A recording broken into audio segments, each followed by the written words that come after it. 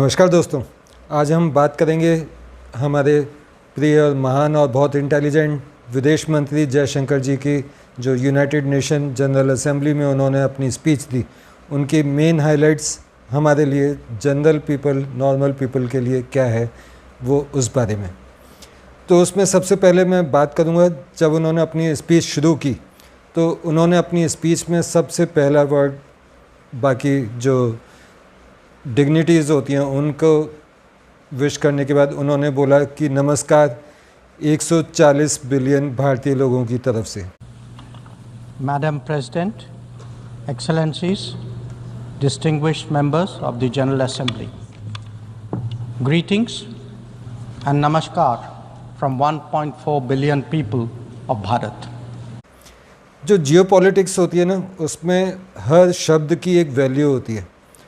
उस शब्द की भी वैल्यू होती है, प्लस वो इंसान किस तरीके से बोल रहा है, कितना मुस्कुरा रहा है, कितना सीरियस है, सारे एक्सप्रेशंस भी देखे जाते हैं, उसका रिएक्शन देखा जाता है जियोपॉलिटिक्स के अंदर। तो जो जयशंकर जी का ये शब्द था कि 140 बिलियन भारतीयों के लिए तरफ से आपको नमस्कार। Greetings and namaskar from 1.4 billion people of Bharat. इस सेंटेंस में बहुत गहराई थी, बहुत सारी बातें छिपी थी, जो उन्होंने आगे अपनी स्पीच में बिना इस बात को जोड़े बोला, लेकिन मैं आपको समझा रहा हूँ।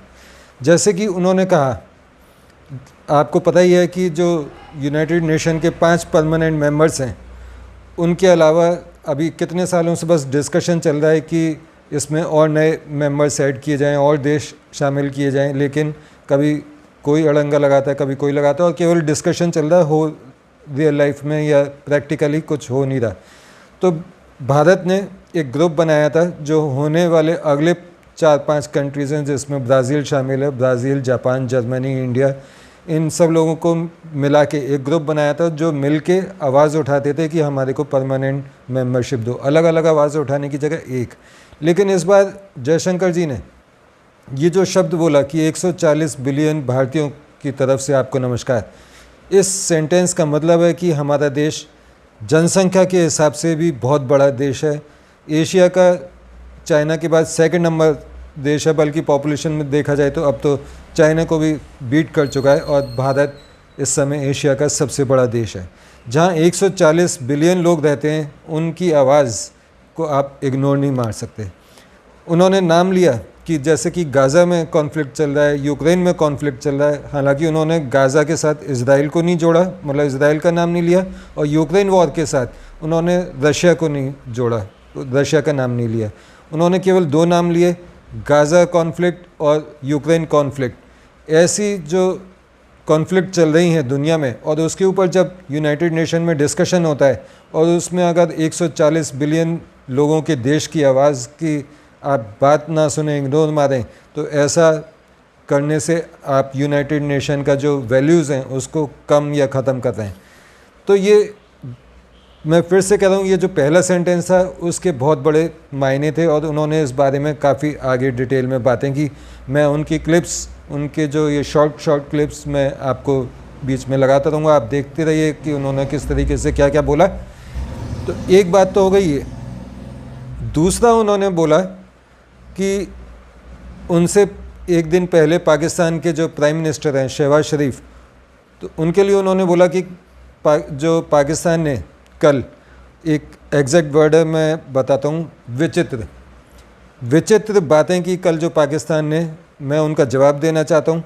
पाकिस्तान में हालात इस समय कितने कैसे हैं ये सबको पता है। वहाँ आए दिन बम धमाके वगैरह ये सब होते रहते हैं। वहाँ कितना धार्मिक कट्टरता है। और उनकी जो शहबाज शरीफ की जो स्पीच थी, उनकी 20 मिनट की स्पीच में 16 बार नाम आया कश्मीर का, 12 बार नाम आया 12 बार नाम आया, 16 बार नाम आया कश्मीर का, 12 बार नाम आया इंडिया का, भारत का, और केवल 4 बार नाम आया पाकिस्तान का। जहां उन्होंने शहबाज शरीफ को अपनी UN काउंसिल में अपनी पाकिस्तान के डायरेक्शन, पाकिस्तान की बातें, पाकिस्तान का फ्यूचर, उस बारे में बात करनी थी। उसकी बजाय वो अपनी स्पीच में बात करते रहे भारत और कश्मीर की। अगर भारत और कश्मीर दोनों शब्दों को जोड़ दिया जाए तो उन्होंने 28 बार नाम लिया 20 मिनट की स्पीच में। तो इससे पता चलता है कि पाकिस्तान को अपना कुछ सेल्फ नहीं पड़ी, केवल इंडिया के बारे में उसको ज़्यादा डर या खौफ या जो वो प्रोपेगेंडा फैलाता है यूएन में जाके, वो फैलाने की उसकी मंशा थी।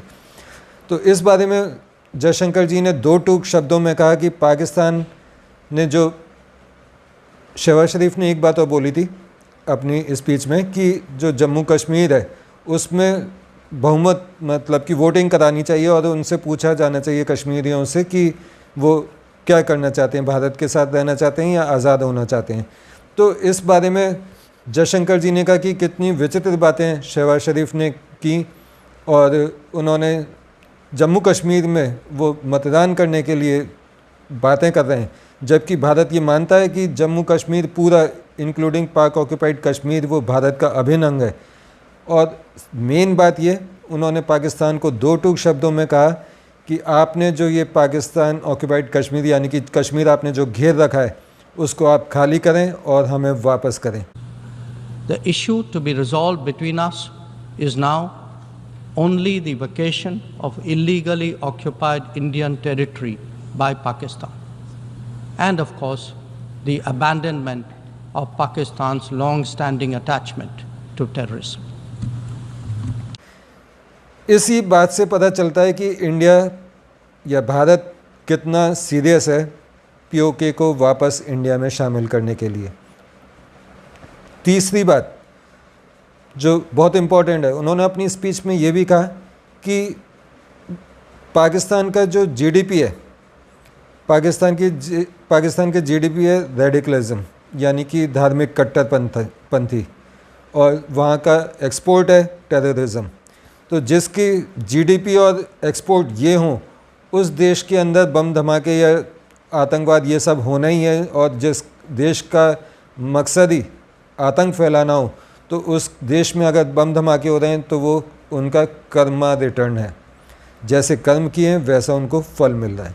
तो ये 3 बातें थीं जो बहुत ज़रूरी थी आप लोगों को बताना कि जयशंकर जी ने अपने आधे घंटे की स्पीच में ये 3 ऐसे टॉपिक जो हम आम जनता को, हम आम लोगों को समझ में आते हैं अच्छे से, वो आप तक पहुंच सके।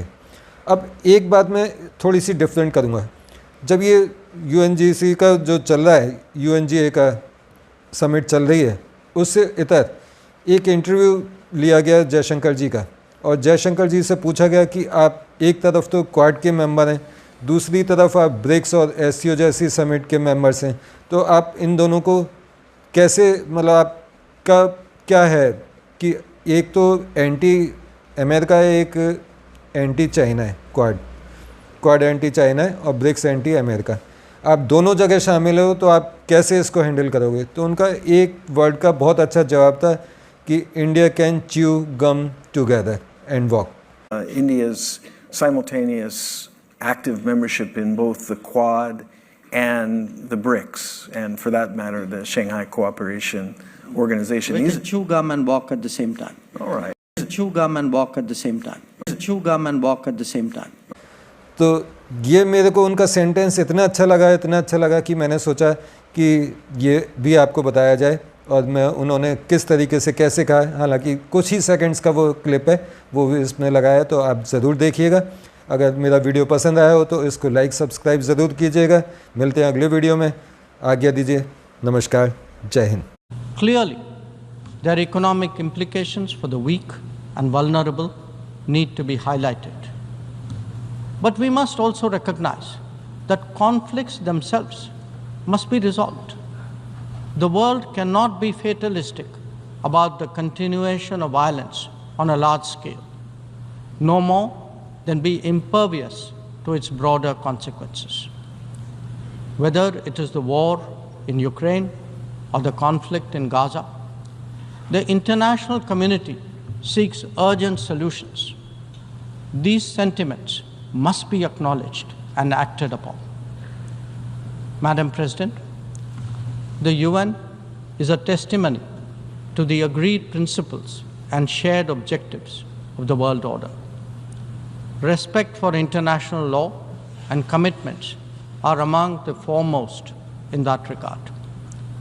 If we are to ensure global security and stability, then it is essential that those who seek to lead set the right example. Nor can we countenance egregious violations of our basic tenets. Terrorism is antithetical of everything that the world stands for. All its forms of and manifestations must be resolutely opposed. The sanctioning of global terrorists by the United Nations should also not be impeded for political reasons. Madam President, many countries get left behind due to circumstances beyond their control. But some make conscious choices with disastrous consequences. A premier example is our neighbor, Pakistan. Unfortunately, their misdeeds affect others as well, especially the neighborhood.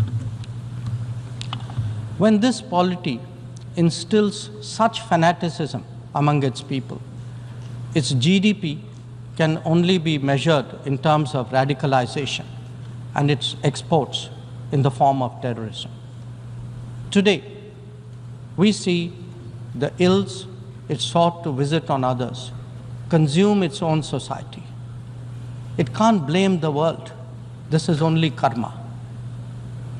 Madam President, a dysfunctional nation coveting the lands of others must be exposed and must be countered. We heard some bizarre assertions from it at this very forum yesterday. So let me make India's position perfectly clear. Pakistan's cross-border terrorism policy will never succeed, and it can have no expectation of impunity. On the contrary, actions will certainly have consequences. The issue to be resolved between us is now only the vacation of illegally occupied Indian territory by Pakistan, and of course, the abandonment of Pakistan's long-standing attachment to terrorism. Madam President, the global order is inherently pluralistic and diverse. The UN began with 51 members. We are now 193. The world has changed profoundly, and so have its concerns and its opportunities. But to address both, and indeed to strengthen the order itself, it is essential that the UN be the central platform for finding common ground. And that it certainly cannot be by remaining anachronistic. Large parts of the world cannot be left behind when it comes to deciding the key issues of our times. An effective and efficient UN, a more representative UN, and a UN fit for purpose in the contemporary era is essential. Let us therefore send out a clear message from this UNGA session.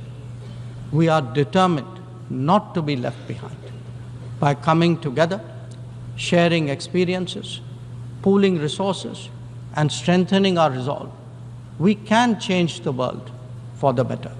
I thank you, Madam President.